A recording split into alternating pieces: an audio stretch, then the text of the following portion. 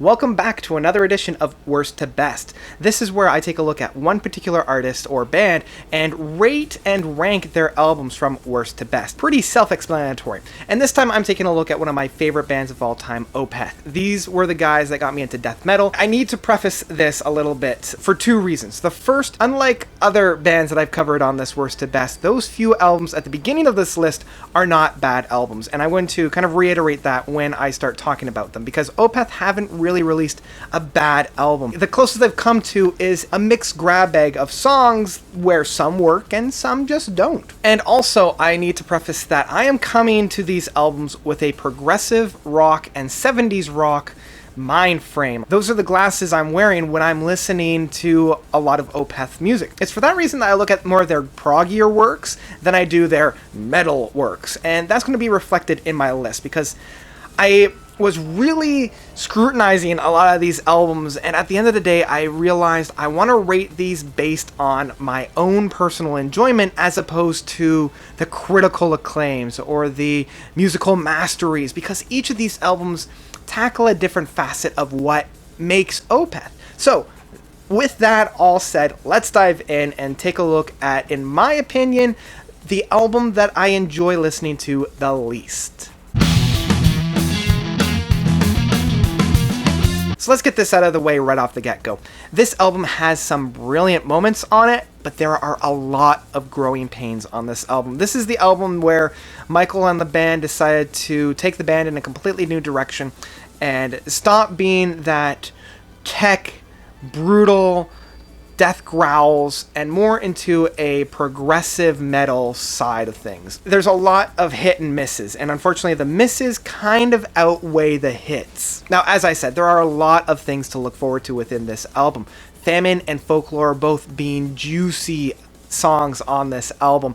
I love how meaty and hard-hitting those hooks are within those songs, but even within Famine, there's a little bit of a strange off-kilter side of things that don't quite jam very much.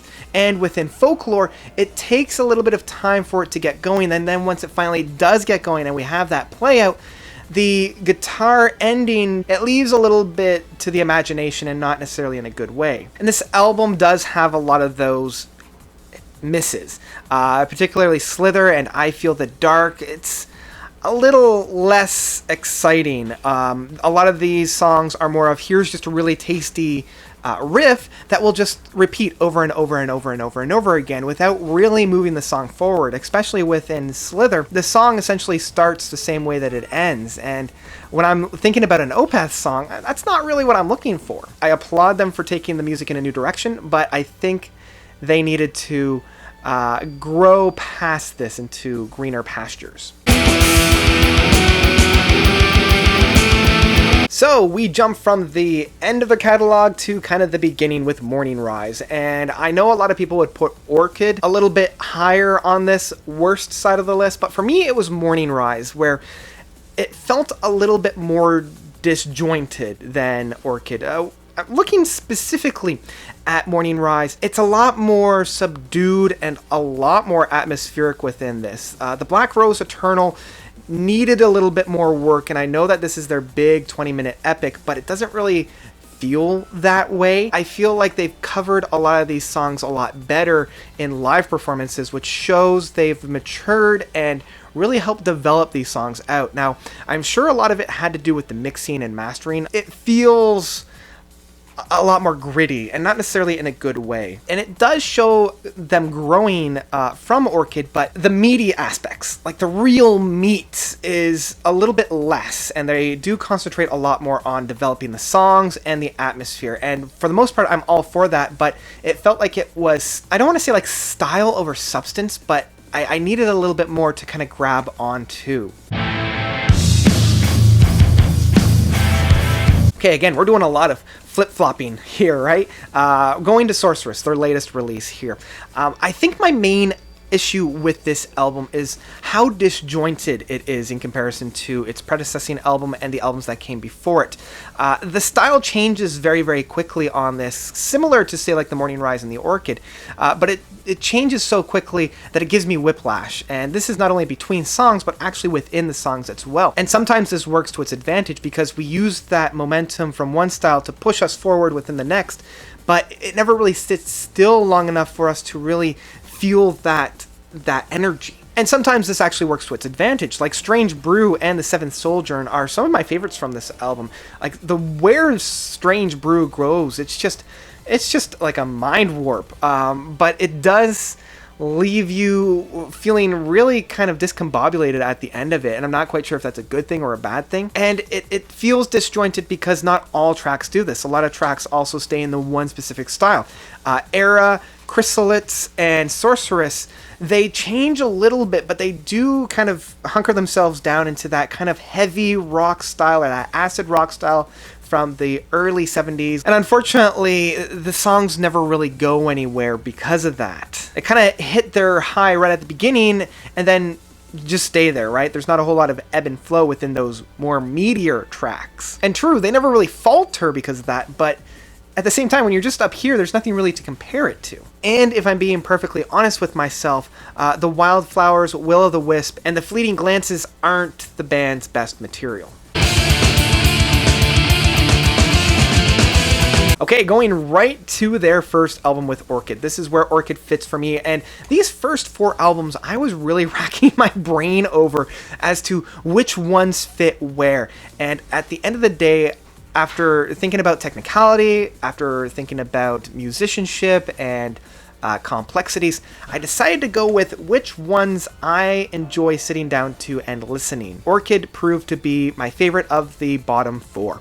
And the reason for that is, even though they're still very new, and even though they're still very raw, it just shows the band's potential of where they're going and the sheer talent that these young kids have. I think it was for that reason, that technicality that's played within this, the balance between the acoustic movements and the sheer powerhouse of the death metal just makes me melt within that. And I think it was for that reason why I give this the highest of the 4. I love listening to this guy and just getting myself drifting away. And some of these songs are cringeworthy in terms of like the lyrical content, because it sounds so like unabashedly unironic and they're just like really going for it. I can't falter it for that. And so that's why I love Orchid, at least within the top 4 of the bottom rung, shall I say. Okay, we're coming into the first of kind of the double discer that they put out with Damnation and Deliverance. And Deliverance I put first within this next rung of albums because it really showed the brutality that the band was able to muster, and it has some of my favorite movements from the band, like the play out of A Fair Judgment, where it really breaks the song down. I love the little bit of an interlude within Deliverance and the ending of Deliverance as well. For Absent Friends, it provides like a nice little calm down. I love how hard-hitting and relentless Master's Apprentice is by just being that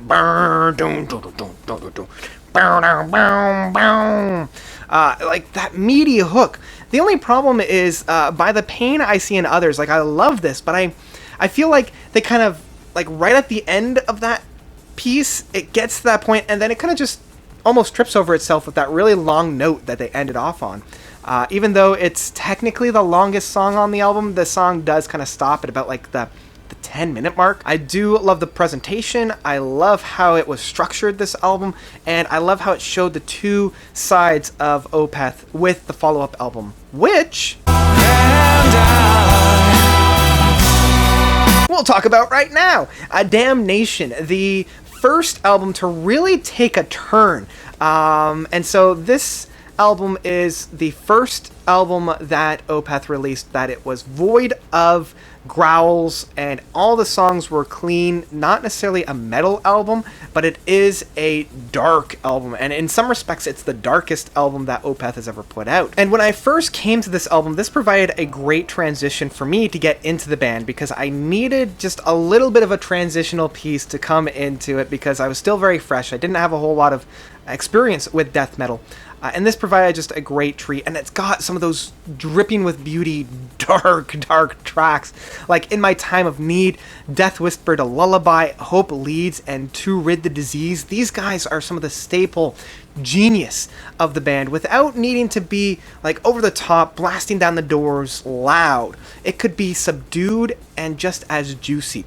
One of my favorite tracks on this album is actually Closure, because of the dead stop, and I love when they play this live, because oh do they build this track up. Now the problem that I have with this album, and it's the reason why I didn't put it any closer to being one of the better ones, is the ending. It kind of ends with two songs, and it feels like two endings. Weakness and ending credits.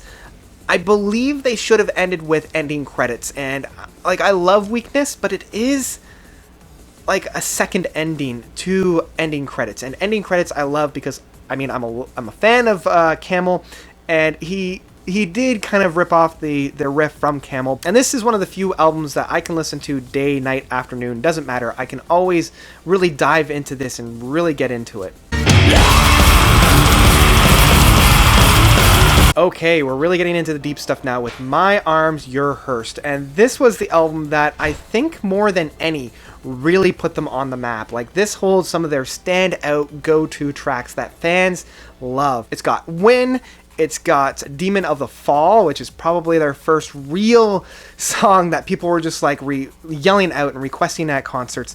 But the one that I love is Epilogue, and this showed more of their mastery of the musical scene, because whenever they tried to do this with their first two albums, it did feel a little short, but when we got to Epilogue within this one, it just really hit home. And I love how they started this off with Prologue and April Erythrial. It really lays down the atmosphere within that kind of gloomy, rainy, dark day, and then right into April Erythrial. And I also love how a lot of these are paired with a little bit of an opening track, like a little bit to get traction with. I already mentioned Prologue, but even with Madrigal, gets that traction for that final hit that we heard with the Amen Corner. And then of course we have Demon of the Fall, which needs no real analysis. Each of the build-ups, each of the payoffs being just exactly where it needs to be. And then going into Credence, and Credence being, again, where I was saying, much like with Epilogue, providing a mellow piece in a succinct way to levy us into Karma, and then Karma going into Epilogue. It fits so well together, and I think this was when the band really mastered their work and then revolutionized themselves time and time again. And speaking of,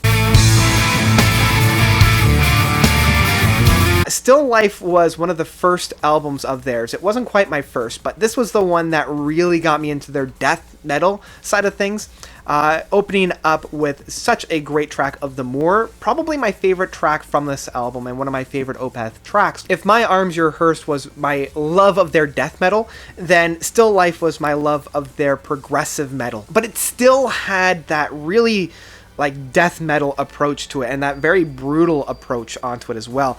God Heeds Lament just being that crazy, relentless approach. I love the concept of this album as well. Like, it is, I don't know if it's their first real concept album, because I don't know if any of the predecessing albums had that, but it is the most concrete of the concept albums up to that point. And I also enjoy how there's almost like a ballad type of a song within Benighted, but the songs do kind of follow the same formula within their presentation of work, where there's like really meaty riff going into a bridge, really meaty riff going into the chorus, really meaty riff, and it's kind of that rinse, wash, and repeat kind of a style. After Face of Melinda, which, again, brilliant song, one of their go-tos, Serenity Painted Death and White Cluster, I don't know, the ending of this album left me wanting more. And it still has like that really meaty approach, and that's why I put it closer to the best as opposed to their worst. it is a lot of that, more of the same, and it did kind of pave the road for some of the albums I enjoy a little bit more, but the beginning of this album and near the midpoint, that's where I really enjoy.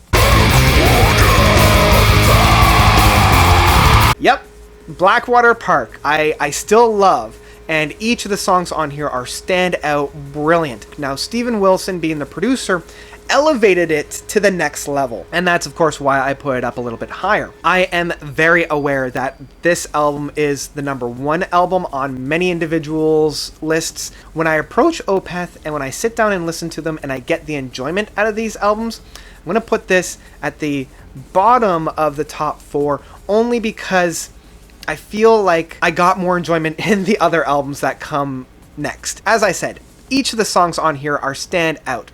The Leper Affinity, I love Bleak, and I love how Bleak starts off that and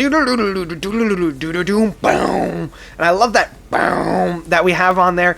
Really just and they did master those smaller moments as well, kind of going back to My Arm Your Hearse within Harvest. And of course, how can you go wrong with the Drapery Falls? This is just one of their standout moments, and I love how it built up to that final, like, real meaty aspect, and it was very smart because Harvest really took its time, and it wasn't until about like the halfway mark that we had that growl. So up to that point, we've had a lot more of the subdued and very mellow approach to music, and then when we finally get into that growl moment, it makes it much more powerful because of its absence following that. And this was also found within Drier for November. Again, powerful song, but starts off very quiet and very subdued, and it's that build that we love, and this is where Opeth really mastered that building of a song up, that explosion of sound. The Funeral Portrait, again, this is where, at least in my mind, I'm not a big fan of this album in comparison to the rest. I love this album, but I can say I'm not a big fan of this album because by Funeral Portrait and Patterns in the Ivy, and even a little bit of Blackwater Park, it just kind of retreads a lot of the same ground that we've come before it. And not necessarily in a bad sense, but it's just like, I was looking for a little bit more variations on that. And Blackwater Park, title track, I love that meaty, hitting home aspect of it, and this is where it's really like cross-divisional within the musical landscape, because at the end of the day, it's a death metal album that happens to have a lot of progressive tendencies in it, as opposed to some of those albums that I'll be talking about later, which are predominantly a progressive rock album that just happens to use death metal techniques. That being said, I think it's time to talk about the top 3. Watershed. So this was the album that got me into Opeth, and I know for a fact that I'm biased on this album, but I'm going to own it because of just the enjoyment that I get out of it, because it holds a lot of my favorite tracks on them. Burden is the track that made me fall in love with Opeth and made me realize that they literally cannot do any wrong. And then that's followed up with Porcelain Heart, but the Hassian Peel, the dichotomy of this song where it's very, very mellow and it has that arpeggios within that playing style, and then it's just brutality, and it's like two different songs that they figured, let's just shove these two guys together, and it was such a bold move. And Hair Apparent, now I do recognize that the Hair Apparent does follow a lot of the techniques that was evident on, say, Deliverance, as well as My Arms Your Hearse and a little bit of Still Life, but it's probably one of the harder hitting songs that the band has done. It's a progressive rock album that just happens to be playing in a death metal style. And that is why I kind of put it above Blackwater Park, which is a death metal album that just happens to be using progressive rock techniques. So we're coming down to the final. What's going to be number 2? What's going to be number 1? If you're paying attention, you know the final 2. So this kind of shows you which one will be number 1. So let's talk about number 2 first. Oh, I see you. I see you there typing away in the comments going, you don't know what you're talking about. You're not a real Opeth fan. Well, let me tell you something. If you like listening to Opeth, you're a real Opeth fan. Yes, I do understand that these choices for the top 2 aren't necessarily what people would put. So let me combat that by giving you my own 2 cents. Then you can right away and I can ignore and everybody will be happy. This is where they made their shift from the experimental side of things within Damnation and Deliverance and the death metal side of things within Blackwater Park. They took those 3 albums and they applied it here, which is really their first true progressive rock proggy album. They introduced the Mellotron within this and they never looked back. This is where the seeds are being planted. Goes to Perdition is just a masterpiece. Just Ghost of Perdition. It's so heavy hitting, it ebbs and flows perfectly. They use the momentum of each movement to really stand out the next. Bane of the Hounds. I love just how deep and how guttural this song is. And Beneath the Mire, I can see how some people are kind of on the fence, but I love the groove. I love the which then goes into Atonement, and Atonement is those it's that floating away, getting really enveloped, and this is where I can feel where like Michael and the gang took what Steven had brought within the production work and applied it to this, and it just drifts you away, and I love just drifting away on this. And there's that little bit of an interlude between Atonement and Harlequin Forest, and I love Harlequin Forest. I love how it just starts off with that guitar movement, and then it just like that and then where we come down from Harlequin Forest into Hours of Wealth. And Hours of Wealth is that very subdued, very intimate track, which we need when we come into one of my all-time favorite tracks of the Grand Conjuration. And like this is such an accessible death metal proggy track where I love that riff. I love those 2 riffs that are on this. The one that starts it off and the one that ends it. Like those 2 riffs, those 2 ideologies. And I love how it like teases you a little bit. Like it's a perfect kind of like a burlesque or a strip tease song where it teases, it gives you a little bit, but then it backs away, gives you a little bit more and backs away. And then at the end, it's just like that big, just, And of course, it ends with its most brilliant slow song of Isolated Years. Like it's just the perfect combination of all these things, and it's like this song just dropped out of the heavens, fully formed, and it's just so good. So with all that said and done, process of elimination, you know what my number 1 favorite best album from Opeth is. Without further ado, let's talk about Pale Communion. Yes, not a joke here. I friggin' love Pale Communion. It was one of those albums when it first came out I enjoyed. And I mean, I reviewed it. You can check it out. Where is it? Right over here. I've got the link to it. Go and check it out. It was one of my first reviews, so you can see the growth that I've gone through over the years since this guy came out. But this is straight up 100% a prog album, and it's not even like a prog metal album. This is a modern prog album. Every single song on this keeps making me reevaluate which song is my favorite. Sometimes it's Cusp of Eternity. Sometimes it's Moon Above, Sun Below. Sometimes it's Goblin. Sometimes it's River. Sometimes it's Voice of Treason. Like every time I listen to this album, I'm like, that's my favorite song. No, wait, that's my favorite song. No, wait, that's my favorite song. And when that happens, that's when I know I've got something so special on this. And I love the build-ups. This is what I love about this album. The build-ups, like the ending of each of these tracks is so well-deserved and so well-honed. Sometimes you get such that gem that is Pale Communion that I can't help but gush about.